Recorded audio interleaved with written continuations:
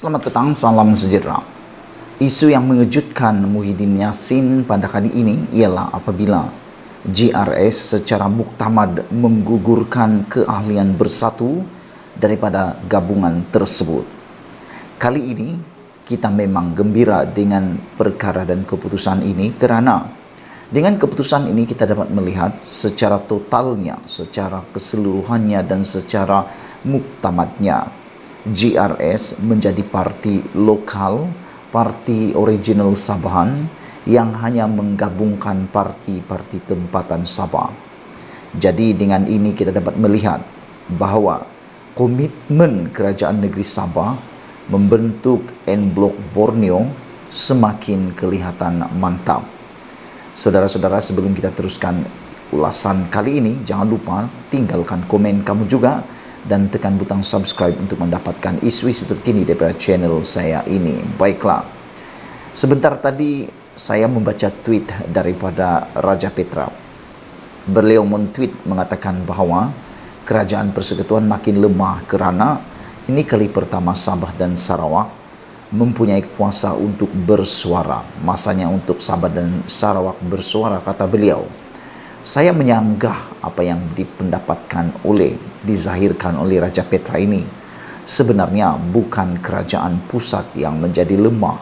Beliau hanya mencari kelemahan Datuk Seri Anwar Ibrahim, bukannya mencari apa yang dikehendaki oleh rakyat Sabah dan Sarawak.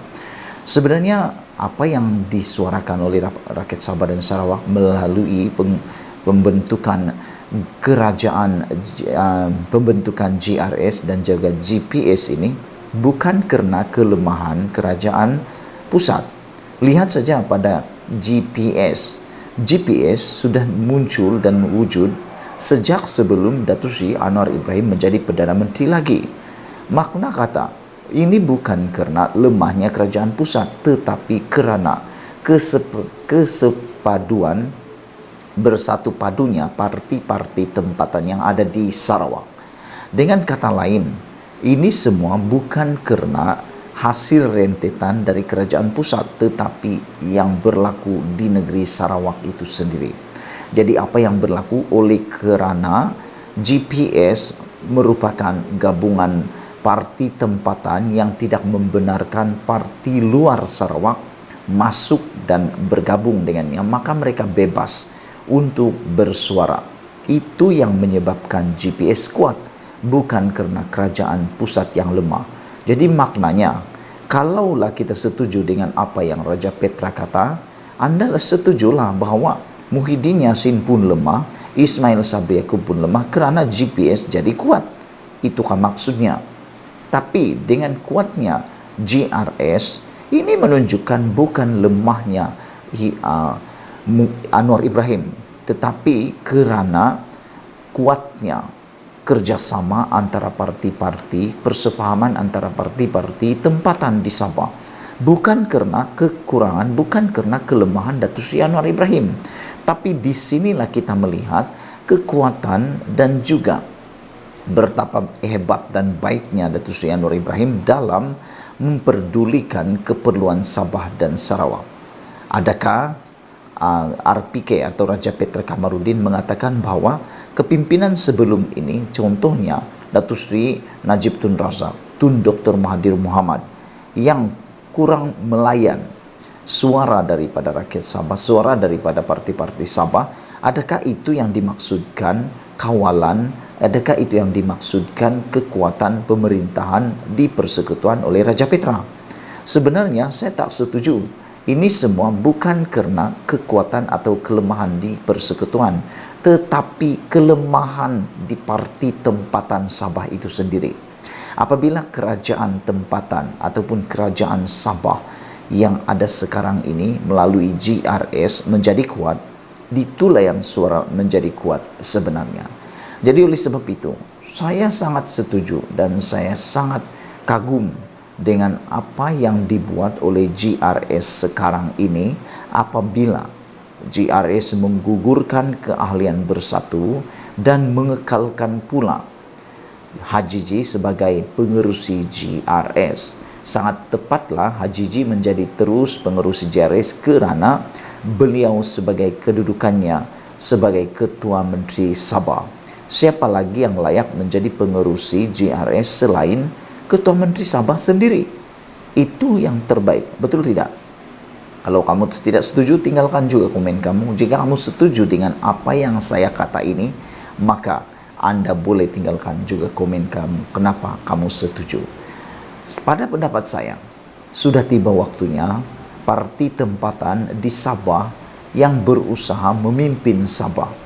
Tidak perlu lagi parti-parti daripada luar Sabah, termasuklah PKR, DAP dan sebagainya untuk memimpin Sabah. Biarkan saja parti-parti Sabah berdikari, berjuang, mengikut acuan negeri Sabah sendiri. Saudara-saudara sekalian, Gabungan Rakyat Sabah JRS menyangkal kenyataan naib presiden bersatu yaitu Ronald Kiandi. Beliau mengatakan bahawa memorandum MOU yang ditandatangani Haji Ji Nur tidak sah. Berikutan, tiada lagi keabsahan untuk terus menjadi pengerusi JRS selepas keluar dari bersatu.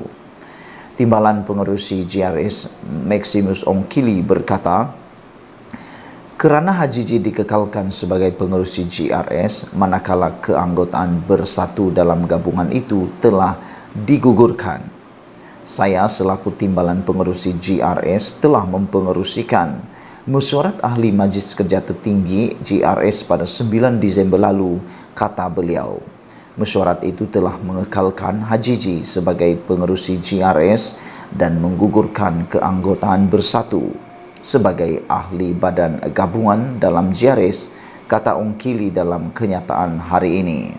Semalam, Ronald Kiandi mempersoalkan keabsahan MOU yang ditandatangani Haji Ji bersama-sama PH dan parti lain dalam kerajaan pada Jumaat lalu.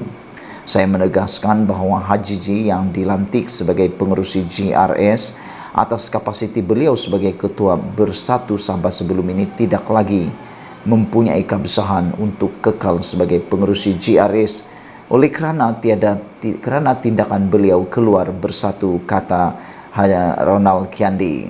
Berikutan itu, perjanjian persefahaman penggabungan parti-parti politik menyokong kerajaan perpaduan pimpinan PH ditandatangani oleh Haji Ji sebagai pengerusi JRS semalam tidak sah dan tidak mewakili aspirasi bersatu melalui JRS, katanya. Bagaimanapun, Ongkili hari ini berkata, Kiandi mahupun bersatu tiada sebarang kaitan dengan MOU tersebut.